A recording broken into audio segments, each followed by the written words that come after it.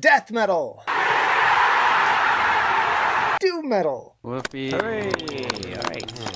Okay. Today we are ranking the albums of Incantation, and we're starting with Onward to Golgotha in 1992.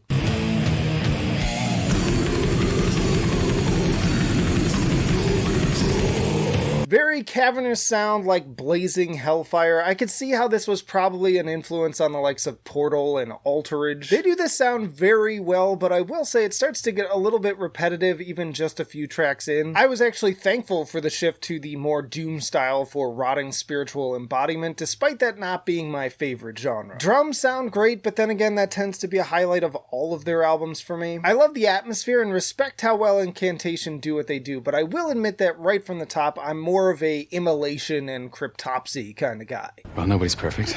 I will give this one an extra bump for legacy, and notably this is one of the highest fan rated albums on Metal Storm. I'm gonna put this one personally at fantastic. Then we have Mortal Throne of Nazarene in 1994.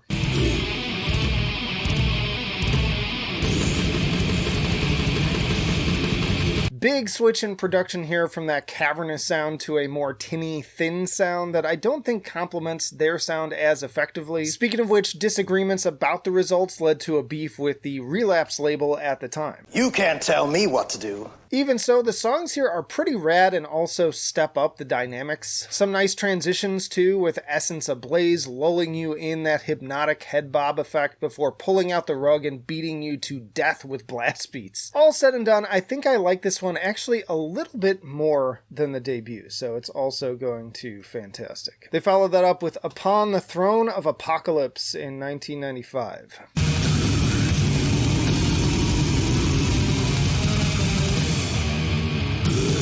So speaking of those disagreements with the label around production, this is a weird one in the discography because it's actually just the previous album with the track list reversed and re-recorded with a production style that the band felt was more fitting. It's got a lower guitar tone and overall sounds very dark and ominous. I come across plenty of re-recordings, but they tend to come decades later, so this really is kind of an interesting moment in death metal history. Logically, it probably just makes sense to put it right alongside its sister album, as if on opposite sides of a mirror portal. So yeah, fantastic. He died. And I promise that's the last one for fantastic. It just ended up that way on this list. Next up we have Diabolical Conquest in 1998.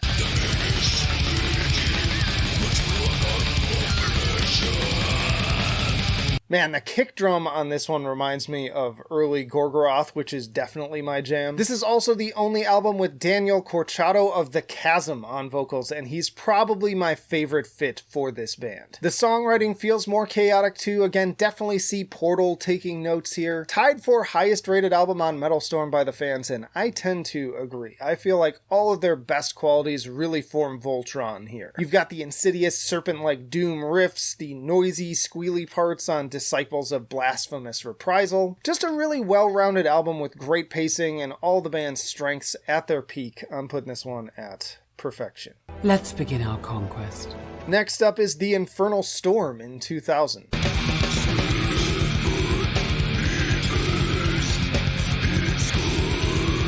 Shifting now to Mike Sayers on vocals. He's fine, but unfortunately, in my opinion, a real drop in the songwriting with the repetition here getting on my nerves once again. More so than before. Anoint the Chosen kicks off hard, but it feels like we've lost some of the better pacing. Like, you still get a lot of different speeds on display here, but they seem to change almost at random without much care for the overall flow that Diabolical Conquest had. It just feels sloppy. And that's coming from somebody who loves technical death metal and mathcore and all sorts of chaotic music. But those albums are controlled chaos, and this just doesn't feel like that. I also find these tracks to be much more bland and forgettable in general. If you love it, great, it's just not doing much for me, so this is probably sacrilege, but I'm dropping this one down to okay. Blasphemer! Speaking of blasphemous, we have Blasphemy in 2002.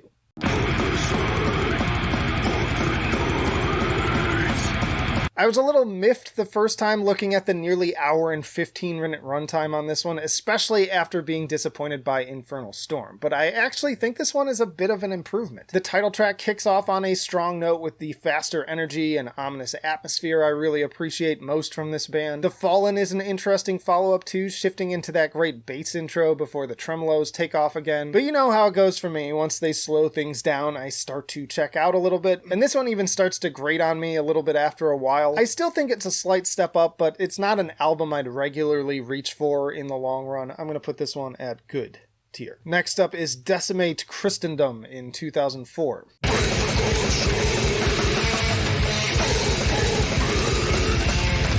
So this album is a swirling chasm of blast beats, chaotic guitars, and bestial vocals, mixed of course with the usual heaping dose of doom. Another one that's kind of all over the place and seeming to lack focus, but I like the bludgeoning qualities and would still choose it probably over Infernal Storm personally. Great title track, and Blaspheme the Sacraments is pretty solid too. I also dig the thrashy riffs of Merciless Tyranny. I think I'm also going to put this one at good tier. Primordial Domination, 2006.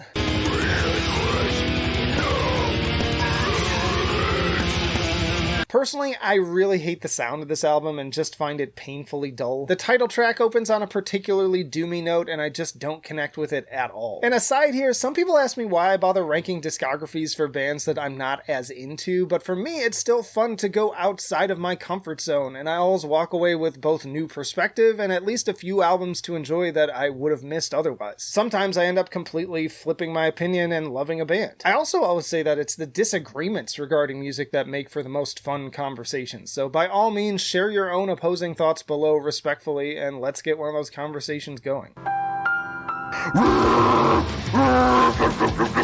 But back to the album, I'm sure it didn't help that the first version I listened to periodically shouts at you about when this album is coming out, like 15 years ago. You want more fucking metal? New Incantation, Primordial Domination. Why are you yelling at me? But even that aside, on revisiting it, it largely just feels like I'm listening to the same thing over and over and over again. The Fallen Priest and Doctrines of Reproach are okay, I guess, so this one's going to okay tier. Vanquish in Vengeance, 2012.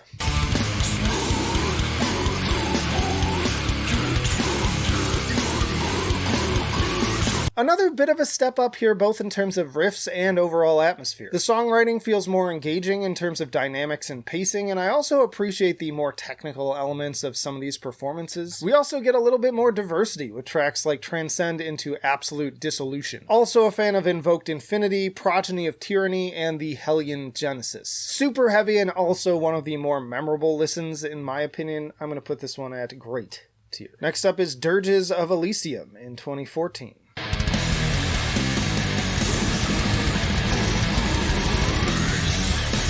Another point in this discography where it really feels like they started to run out of ways to say the same thing. I've always felt like Incantation is a band that could really stand to shake things up a little bit more, but as usual, there are some highlights to pull out of the muck. I love the intro to this album particularly. It's like they turned a spooky moonlit bog into an instrumental. Impalement of Divinity is a banger, and then ending pretty strong too with those big echoing toms and rumbling bass on Elysium, Eternity is Nigh. I'm gonna put this one at good tier. Profane Nexus, 2017.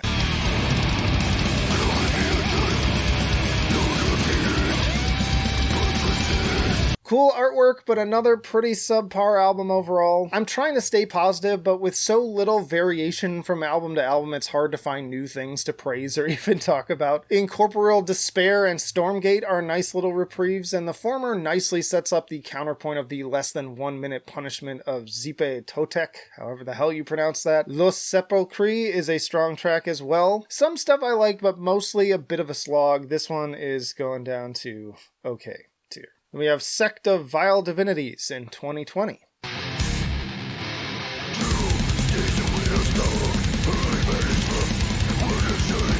More cool artwork, and I like the change to the green palette. Kind of actually stands out against some of these other albums now. The music, on the other hand, gets even more doomy, which again just isn't for me personally, but I think it's more effectively done here. Ritual Impurity makes for a strong enough opener, and the eerie leads on tracks like Propitiation do effectively conjure imagery of fog rolling over a particularly unholy graveyard. Also solid atmosphere on Black Fathoms. Cool soloing and drumming later into Unborn Ambrosia, and Fury's Manifesto admittedly goes pretty hard. Some solid moments, still not really into this one overall, but a pretty decent step up from the other ones, I think, so this one actually jumped up to great tier, even if it's not always personally the style for me. It's not my thing.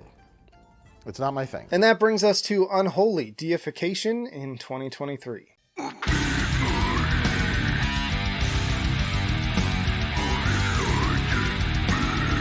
Every time I see that title, I want to say Unholy Defecation instead. Not sure if that was intentional or not. Was that a poop joke? Regardless, this is another dose of brutality without compromise in the usual two-speed approach of unrelenting blast beat-driven death metal like Invocation, or plotting miserable doom on the likes of Altar. Kind of a lukewarm start on both fronts, with Offerings the Swarm making for a decent, if kind of forgettable, example of the formal, and Concordat's squelchy, harmonic-infused doom riffs feeling repetitive and even tedious in the latter. These more bland elements unfortunately also debase the attempts at high lyrical concepts. The press release says to expect thought-provoking, historically derived intellection, but mostly I hear cavemen bashing each other with big clubs. What are you simpletons doing? I will say that the closer, The Circle, does manage to be a bit more of an engaging conjuring session, and again there are some stronger points here, like Chalice and Megaron in particular sport some pretty solid riffing, and Kyle Severn's drumming is a highlight across the board. We also get some pretty notable guest features from death metal royalty here, including members of Possessed, Revenant, and Morbid Angel. Not bad at all, and for them I'd even say it's at least on par with the last one, and probably one of the better later career albums, so this one is also going to great tier. Y'all check out this playlist for more death metal rankings from Cannibal Corpse to Autopsy, and again, let me know down in the comments, how do you feel about these albums? Where would you rank them differently? What do you think would change my mind too? But that'll do it for now. Flight of Icarus signing off. I will see you in the trenches.